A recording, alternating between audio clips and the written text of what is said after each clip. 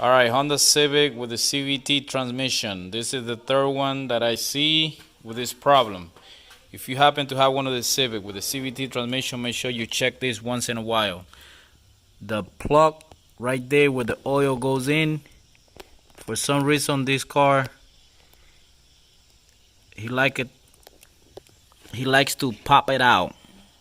As you can see right there. Focus.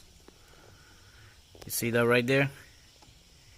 You see how it's nice and dirty, so it looks like it's been there for a while.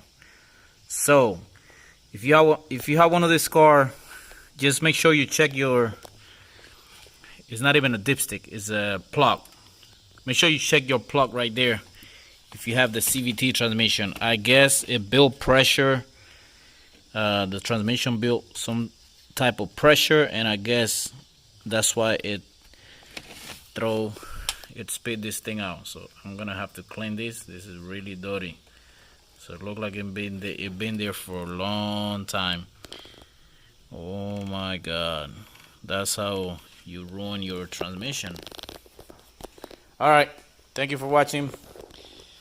Please subscribe, like, and share, and like always, I'll see you in the next one.